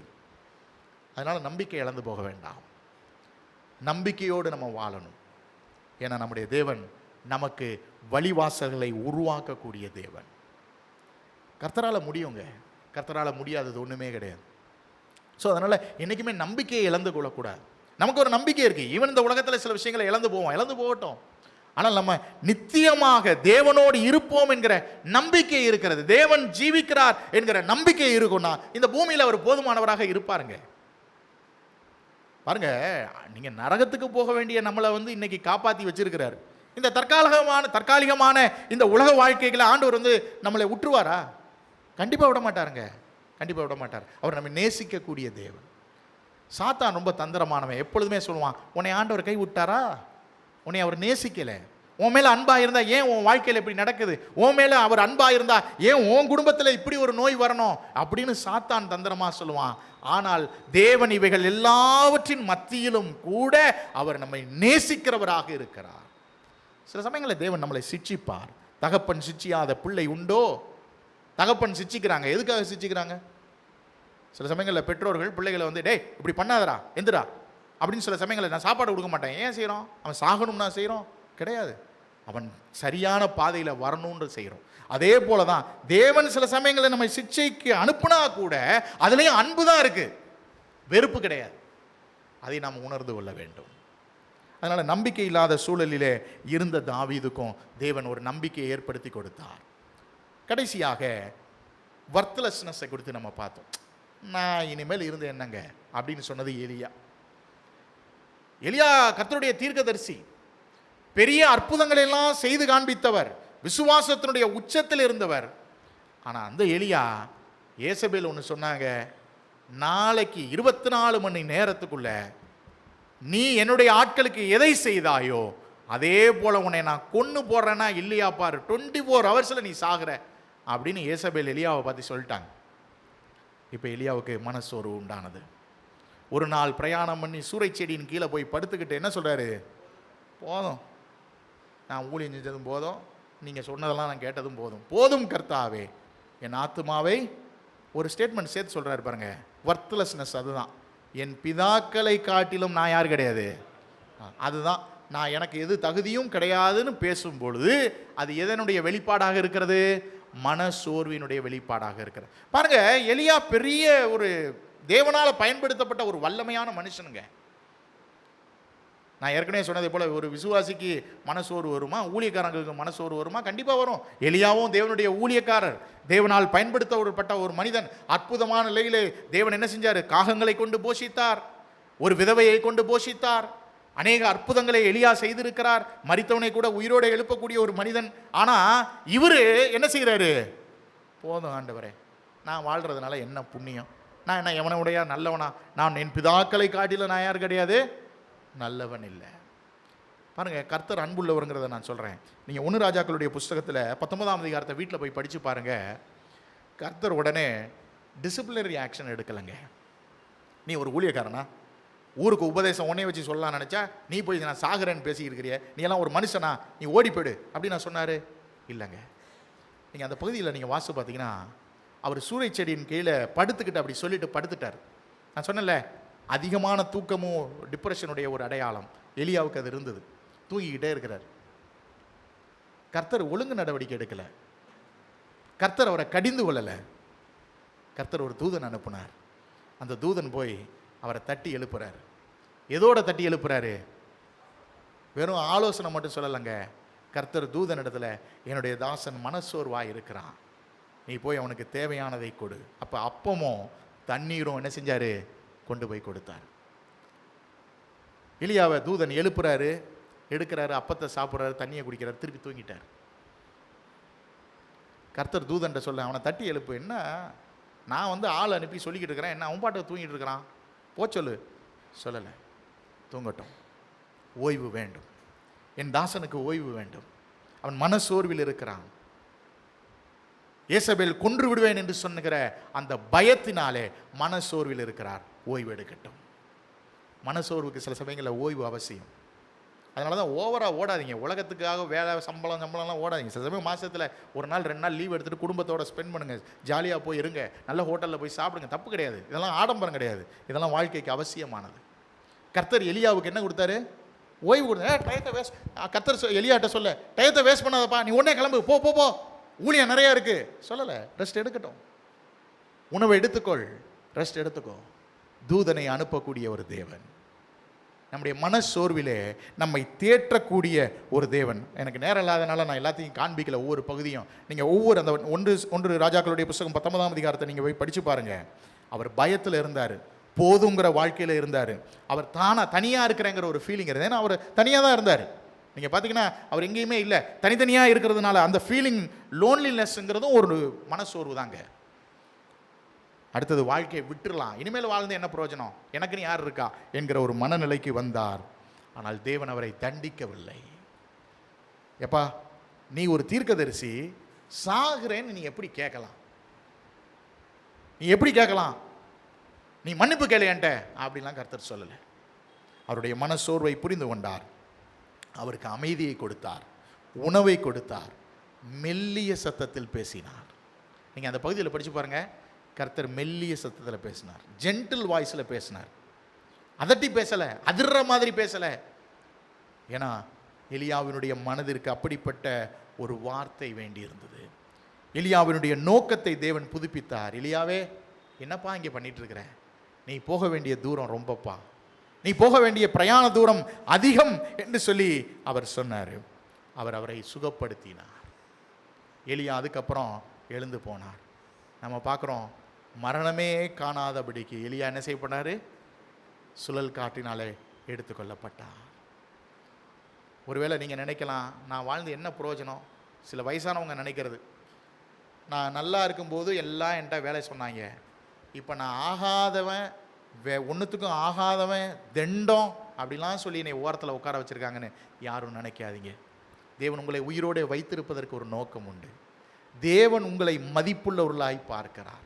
ஒருவேளை உங்களை சுற்றி இருக்கிறவங்க நீங்கள் ஒன்றுத்துக்கும் லாய்க்கு இல்லைன்னு சொல்லிட்டு போட்டோம், ஆனால் நம்ம லாய்க்கு எதுக்கோ ஒரு விஷயத்திற்கு உதவியாக இருப்போங்கிறதுனால தான் தேவன் இந்த பூமியில் நம்மை வைத்திருக்கிறார். அதனால் நான் ஒர்த்லெஸ்ஸாக இருக்கிறேன், நான் பயனில்லாத ஒரு நிலையில் இருக்கேன்னு நினைக்காதீங்க. தேவனுக்கு நீங்கள் பயனுள்ளவர்கள். தேவன் உங்களை நேசிக்கிறார். எலியாவினுடைய வாழ்க்கையில் இனிமேல் நான் வாழ்ந்து என்ன பண்ண போகிறேன் அப்படின்னு நினச்சாரு. கர்த்தர் சொன்னார், எப்பா, நான் உனக்கு ஒரு நல்ல முடிவை வச்சுருக்கிறேன். நீ சாகிற முடிவே எனக்கு கிடையாது. நீ மரணத்தையே பார்க்காமல், கல்லறைக்குள்ளே போகாமல் என்கிட்ட வரப்போறப்பா. அப்படி ஒரு திட்டத்தை நான் உனக்காக வைத்திருக்கிறேன். நீ ஏன் இந்த சின்ன பிரச்சனைக்கு இப்படி ஒரு முடிவை எடுக்கிறாய் என்று சொல்லி எலியாவை அவர் தைரியப்படுத்தினார்.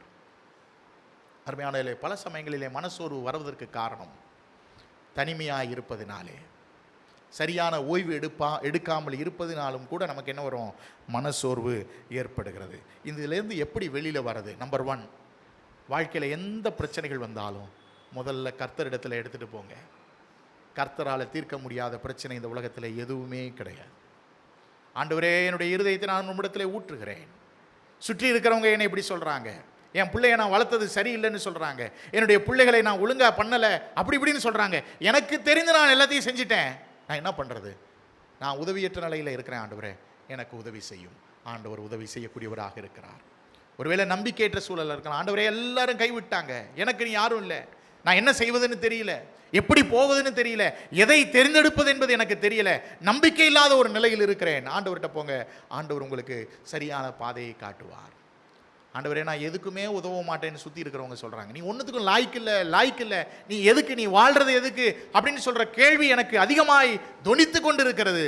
நான் என்ன செய்வது? ஆண்டவர்கிட்ட கேளுங்க. ஆண்டவர் சொல்லுவார், நீ எனக்கு வேண்டும், நான் உன்னை வைத்திருக்கிறேன், நான் உன்னை நேசிக்கிறேன் என்று அவர் சொல்வார். அப்போ நமக்கு எப்பெல்லாம் மனசோர்வு வருகிறதோ, முதலாவது தேவனிடத்தில் போய் உங்கள் இருதயத்தை ஊற்றுங்கள். ரெண்டாவது, தேவனுடைய வார்த்தையை தியானியுங்க. ஏன் அப்படின்னா, நம்முடைய நெகட்டிவ் தாட், நம்முடைய எதிர்மறையான சிந்தனைகளை தேவனுடைய வார்த்தை என்ன பண்ணும்? நேர்மறையாக மாற்றும். அதுக்கு நான் பின்னாடி சொல்கிறேன்.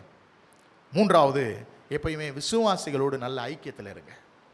தயவு செய்து ஒருவரை ஒருவர் ஃபோன் பண்ணி பேசுங்க. யாராவது மனசோர்வில் இருக்கிறாங்கன்னா விட்டுறாதீங்க.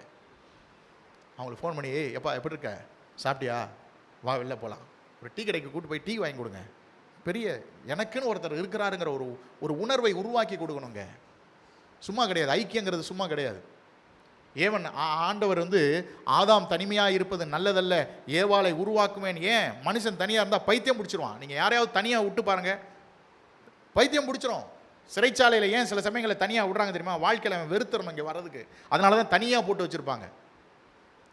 தனிமையை தவிர்க்க வேண்டும். நம்ம விசுவாசிகளோடு ஐக்கியமாக இருக்க வேண்டும். விசுவாசிகளோடு நாம் நெருங்கி பழகக்கூடியவர்களாக இருக்க வேண்டும். நம்முடைய ஐக்கியம் பல சமயங்களிலே நம்முடைய பிரச்சனைகளுக்கு ஒரு தீர்வை கொண்டு வரும். அதனால தான் ஈவன் நம்ம விசுவாசிகளில் யார் வீட்லையாவது ஒரு சாவு இருந்து விட்டுறா, நம்ம எல்லாரும் போய் அங்கே உட்கார்றோம். நம்ம ஒன்றும் சொல்ல வேண்டாம், அங்கே உட்கார்ந்துருக்கிறதே அவங்களுக்கு ஒரு பெரிய ஆறுதல். அதனால் ஐக்கியத்தை நம்ம எப்பயுமே என்ன செய்யணும்? காத்துக்கொள்ள வேண்டும். நாலாவது, தேவனுடைய நேரத்திற்காக காத்திருக்கணும். நம்ம சொடக்கு போடுற நேரத்துலலாம் எல்லாம் நடக்காது. சில சமயங்கள் எல்லாத்துலேயும் தேவன் அவருடைய நேரத்தில் கரெக்டாக செய்வார். ரோமர் 8:28 வாசிக்கிற போது, தேவனிடத்தில் அன்பு கூறுகிறவர்களுக்கு சகலமும் நன்மைக்கு ஏதுவாக நடக்கும். எது நடந்தாலும், ஏன் எனக்கு வியாதி? நன்மைக்காக. அது என்னன்னு புரியாது. குமாரனுடைய சாயலுக்கு ஒப்பாய் மாறுவதற்காக தேவன் அதை செய்வார். அப்போ 4 விஷயங்களை எப்பயுமே புரிஞ்சுங்க. மன சோர்வுகள் ஏற்படும் பொழுது ஆண்டவர்கிட்ட போய் உங்கள் பிரச்சனையை சொல்லுங்கள். மனுஷன்ட்ட சொல்லாதீங்க. சில சமயம் சிரிப்பாங்க. தேவனிடத்தில் சொல்லுங்க. ரெண்டாவது, தேவனுடைய வார்த்தையை தியானம் பண்ணுங்க. அது நம்முடைய எதிர்மறையான சிந்தனைகளை நீக்கிவிடும். அடுத்தது, தேவ பிள்ளைகளோடு ஒருவேளை நீங்கள் அவங்கள்ட்ட ஆலோசனை கேளுங்க. பிரதர், எனக்கு இப்படி இருக்குது, மைண்ட் ஒரு மாதிரி இருக்குது, என்ன பண்ணலாம்? அவங்க உங்களுக்கு ஆறுதலை சொல்லுவார்கள். தேவ பிள்ளைகளோட ஐக்கியத்தை விரும்புங்கள். தனிமையாக இருக்க விரும்பாதீங்க. எப்போ நீங்கள் தனிமையாக இருக்கணும்னு நினைக்கிறீங்களோ அது ஆபத்து தான். நாலாவது, தேவனுடைய நேரத்திற்காக காத்திருங்கள். தேவன் எப்போ எதை செஞ்சாலும் நல்லது மட்டும்தாங்க செய்வார். இந்த மன சோர்வு நம்ம மனசில் என்ன தெரியுமா சொல்லும்? நீ தனியாக இருக்க, உனக்குன்னு யாரும் கிடையாது. ஆனால் வேதம் என்ன சொல்லுகிறது தெரியுமா? நான் உன்னோடு கூட இருக்கிறேன், நான் உன்னை கைவிடுவதும் இல்லை, உன்னை மறப்பதும் இல்லை என்று சொல்லி கர்த்தர் சொல்லக்கூடியவராக இருக்கிறார். இந்த டிப்ரெஷன், மனசோர்வு எப்பொழுதுமே சொல்லும், எதுவும் வாழ்க்கையில் மாறப்போகிறதில்லை. ஆனால் கர்த்தர் சொல்லுவார், நான் உனக்கு ஒரு புதிய வழியை உண்டாக்குவேன், நீ அறியாத பாதையை நான் உன்னை நடத்துவேன்ப்பா, உனக்கு தெரியாத வழியில் நான் உன்னை கூட்டிகிட்டு போவேன், நான் உன்னோட இருப்பேன்னு கர்த்தர் சொல்லுவார். ஆனால் மனசோர்வு நமக்கு எப்பயுமே என்ன சொல்லும்? நீ எதுவுமே மாறாது, எதுவுமே மாறாது அப்படின்னு தான் அது சொல்லும். ஆனால் தேவன் நம்மோடு இருக்கிறார், அவர் புதிய பாதையை உருவாக்குவார் என்பதை இந்த வேதம் தேவனும் நமக்கு சொல்லுவார். மனசோர்வு சொல்லும், அவ்வளோதான்டா முடிஞ்சிருச்சு, இனிமேல் ஒன்றும் கிடையாது, எல்லாம் முடிஞ்சிருச்சு அப்படின்னு சொல்லி மனசோர்வு நமக்கு உண்டாக்கும். ஆனால் தேவனுடைய வார்த்தை, உனக்கு ஒரு புதிய எதிர்காலம், ஒரு புதிய வாழ்க்கை நான் வைத்திருக்கிறேன். எலியா நினைச்சார் அவ்வளோதான், செத்துடலாம் போதும். ஆனால் கர்த்தர் என்ன வச்சிருந்தாரு? நீ மரணமே காணாதபடிக்கு பரலோகத்தில் என்ன செய்ய போகிற? எடுத்துக்கொள்ளப்படும். இப்போ பழைய ஏற்பாட்டில் 2 பேர் தான் மரணமே காணாமல் போனவங்க. ஒன்று ஏனோக்கு, இன்னொன்று எலியா. எவ்வளோ ஒரு எதிர்காலத்தை வச்சிருக்கிறாரு. ஆனால் எலியாவுக்கு அது புரியலை. மன சோர்வுனால, மன அழுத்தத்தினால அவர் எல்லாம் போயிடுச்சு, இனிமேல் வேண்டாம் அப்படின்னு நினைச்சவருடைய வாழ்க்கையில் கர்த்தர் ஒரு புதிய எதிர்காலத்தை அவருக்கு வடிவமைத்து கொடுத்தார். அருமையானவர்களே, உங்களுடைய வலி வேதனைகள் இப்படிப்பட்டதாக வேணா இருக்கலாம். இங்கே அமர்ந்திருக்கிறோம், உங்களில் எத்தனை பேர் எத்தனை மன பிரச்சனைகளில் போகிறீங்கன்னு எனக்கு தெரியாது. ஆனால் கர்த்தர் என்னிடத்தில் இதை பேச சொன்னார். நான் ஒன்று சொல்லுகிறேன், எத்தனை வேதனைகள் இருந்தாலும், எத்தனை சுமைகள் இருந்தாலும் கர்த்தர்கிட்ட கொண்டு வாங்க. கர்த்தரிடத்தில் கொண்டு வந்தால் அவர்களுக்கு உங்களுக்கு என்ன செய்வார்? அவர் விடுதலையை தரக்கூடியவராக இருக்கிறார். நம்மளை ஒருத்தரும் பார்க்கலனாலும் நம்மை தேவன் பார்க்கிறார். ஒருவரும் நம்மை புரிந்து கொள்ளவில்லை என்றாலும் நம்மை புரிந்து கொள்ளக்கூடிய தேவன் இன்றைக்கும் இருக்கிறார். அதனால் விசுவாசத்தில் வீரர்களாக இருந்தவர்களும் மனச்சோர்வின் வழியாய் போயிருக்கிறார்கள். நாமும் கூட போகிறதுக்கு வாய்ப்பு உண்டு. அதனால் நம்ம என்றைக்கும் ஹெல்ப்லெஸ்ஸாக இருக்கிறோம், ஹோப்லெஸ்ஸாக இருக்கிறோம், வர்த்லெஸ்ஸாக இருக்கிறோம்னு நினைக்க வேண்டாம். நம்முடைய உதவியற்ற நிலையிலும் உதவி செய்யக்கூடிய ஆண்டவர் நம்மோடு இருக்கக்கூடியார். நம்பிக்கையற்ற சூழல்களிலும் நமக்கு நம்பிக்கையை தரக்கூடிய ஆண்டவர் நம்மோடு கூட இருக்கிறார். அடுத்தது, நான் எதுக்கும் பயன் இல்லைங்க, இனிமேல் நான் வாழ்ந்து என்னங்க பண்ண போகிறேன், நான் மற்றவனுக்கு பாரமாக இருக்கிறேன் அப்படின்னு நீங்கள் நினைக்காதீங்க. தேவன் உங்களை ஒருபோதும் பாரமாக நினைக்கிறவர் அல்ல. அவரை போல இந்த உலகத்தில் உங்களை நேசிப்பதற்கு வேற ஒருவரும் கிடையாதுங்க. நம்முடைய தமிழ் பாடல் புத்தகத்தில் ரொம்ப அருமையான ஒரு பாடல், வாழ்க்கையில் சோர்வுகள் வரும் பொழுது தேவன் நமக்கு செய்த நன்மைகளை எண்ணி பார்க்கணும். அது ஆங்கிலத்தில் எழுதப்பட்ட ஒரு பாடல். Count your blessings, name them one by one, and it will surprise what the Lord hath done. நம்முடைய வாழ்க்கையில் சோர்வுகள் வரும் பொழுது, ஐயோ ஆண்டவர் என் வாழ்க்கையில் எவ்வளவோ நல்லது செஞ்சுருக்கிறாருங்க, அந்த நல்லதை நம்ம நினச்சி பார்க்கும்போதே நம்ம அதிலிருந்து என்ன செய்ய முடியும்னா மேற்கொண்டு வர முடியும். அது தமிழில் நல்ல ஒரு பாடல், 366வது பாடலில், துன்பம் உன்னை சூழ்ந்த அலைக்கழித்தாலும் இன்பம் இழந்தேன் என்று எண்ணி நீ சோர்ந்தாலும் எண்ணிப்பார் நீ பெற்ற நன்மைகள் கர்த்தர் செய்த யாவும் வியப்பை தரும். கவலை சுமை நீ சுமக்கும் போது, சிலுவை உனக்கு பழுவாகும் போது எண்ணிப்பார் நீ பெற்ற பேராசீர்வாதம் கர்த்தர் செய்த யாவும் வியப்பை தரும். அநேக துன்பங்கள் உன்னை சூழ்ந்தாலும் அதைரியப்படாதே, கர்த்தர் உன் பக்கம். அநேகமாம் நீ பெற்ற ஸ்லாக்கியங்கள் தூதர் உன்னை தேற்றுவார் பிரயாணத்தில். அந்த பாடலை கூட நாம் பாடி அதற்கு பிற்பாடு ஜெபித்து முடிக்கலாம். நம்முடைய தமிழ் பாடல் புத்தகத்திலே 366வது பாடல். 366வது பாடல். துன்பம் உன்னை சூழ்ந்தழை கழித்தாலும் இன்பம் இழந்தேன் என்று நீ சோர்ந்தாலும் எண்ணிப்பார் நீ பெற்ற பேராசீர்வாதம் கர்த்தர் செய்த யாவும் வியப்பை தரும். எண்ணிப்பார் நீ பெற்ற பாக்கியங்கள் கர்த்தர் செய்த நன்மைகள் யாவும் ஆசீர்வாதம் என்ன ஒவ்வொன்றாய் கர்த்தர் செய்த யாவும் வியப்பை தரும். கவலை சுமை நீ சுமக்கும் போது, சிலுவை உனக்கு பழுவாகும் போதும் எண்ணிப்பார் நீ பெற்ற பேராசீர்வாதம் கர்த்தர் செய்த யாவும் வியப்பை தரும். எண்ணிப்பார் நீ பெற்ற பாக்கியங்கள் கர்த்தர் செய்த நன்மைகள் யாவும் ஆசீர்வாதம் என்ன ஒவ்வொன்றாய் கர்த்தர் செய்த யாவும் வியப்பை தரும். அநேக துன்பங்கள் உன்னை சூழ்ந்தாலும் அதைரியப்படாதே, கர்த்தர் உன் பக்கம். அநேகமாம் நீ பெற்ற ஸ்லாக்கியங்கள் தூதர் உன்னை தேற்றுவார் பிரயாணத்தில். எண்ணிப்பார் நீ பெற்ற பாக்கியங்கள் கர்த்தர் செய்த நன்மைகள் யாவும் ஆசீர்வாதம் என்ன ஒவ்வொன்றாய் கர்த்தர் செய்த யாவும் வியப்பை தரும். அருமையான கர்த்தருடைய பிள்ளைகளே, உங்கள் வாழ்க்கையில் நான் எதற்கு உதவியற்றவனாக இருக்கிறேன், என்னுடைய வாழ்க்கையிலே நம்பிக்கையே இல்லை, நான் ஏன் வாழ வேண்டும் என்கிற கேள்வியோடு இருப்பீர்களானால் இந்த வேளையிலே கர்த்தர் உங்களோடு பேசுகிறார். உங்களை நேசிக்கக்கூடிய ஒரு ஆண்டவர் இன்றைக்கும் உங்களோடு கூட இருக்கிறார். உங்களுக்கு உதவி செய்யக்கூடிய ஆண்டவர், உங்களுக்கு நம்பிக்கையை கொடுக்கக்கூடிய ஆண்டவர், உங்களை மதிப்பு அளிக்கக்கூடிய ஒரு ஆண்டவர். துன்பம் உங்களை சூழ்ந்து அலைக்கழித்தாலும் இன்பம் இழந்தேன் என்று எண்ணி சோர்ந்து போனாலும் எண்ணிப்பார் நீ பெற்ற நன்மைகள் கர்த்தர் செய்த யாவும் வியப்பை தரும். நாம் ஜெபிக்கலாம். எங்களை கிருபையாய் நேசிக்கிற நல்ல கர்த்தாவே, இந்த காலை வேளைக்காய் உமக்கு நன்றி செலுத்துகிறோம். உம்முடைய ஆறுதலின் வார்த்தைகளுக்காய் உமக்கு நன்றி செலுத்துகிறோம்.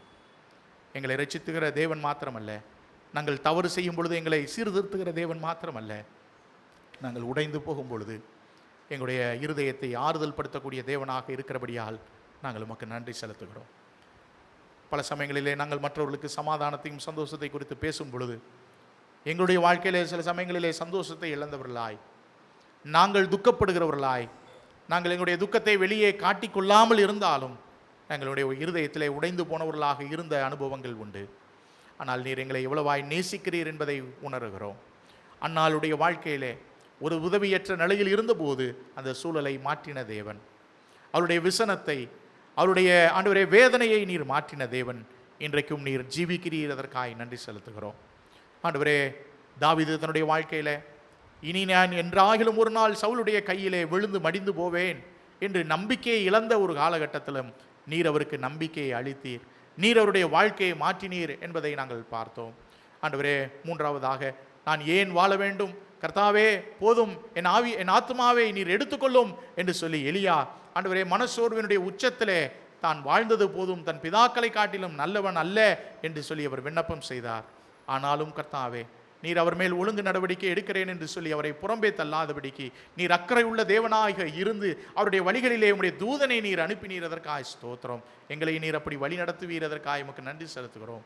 ஆண்டவரே, நாங்கள் சோர்ந்து போகும் பொழுது எங்களுக்கு உற்சாகத்தையும் தைரியத்தையும் ஓய்வையும் உணவையும் தரக்கூடிய நல்ல தேவனாக நீர் இருக்கிறீர், அதற்காக ஸ்தோத்தரிக்கிறோம். கர்த்தாவே, இங்கே இருக்கக்கூடிய யாராகிலும் ஆண்டவரே மனசோர்வி நிமித்தமாய் ஆண்டவரே அவர்கள் துவண்டு போயிருந்தால் உம்முடைய வார்த்தைகளினாலே நீர் அவர்களை தேற்றியறலும், அவர்களுக்கு தைரியத்தை அளித்தரலும். நீர் எவ்வளவாய் அவர்களை நேசிக்கிறீர் என்கிற அந்த நேசத்தை அவர்கள் உணர்வதற்கு நீர் அனுகிரகம் பாராட்டிலும். நீர் அப்படி செய்வீர், அதற்காக உமக்கு நன்றி செலுத்துகிறோம். எங்களை யாவரையும் உடைய கரத்திலே ஒப்புவிக்கிறோம்.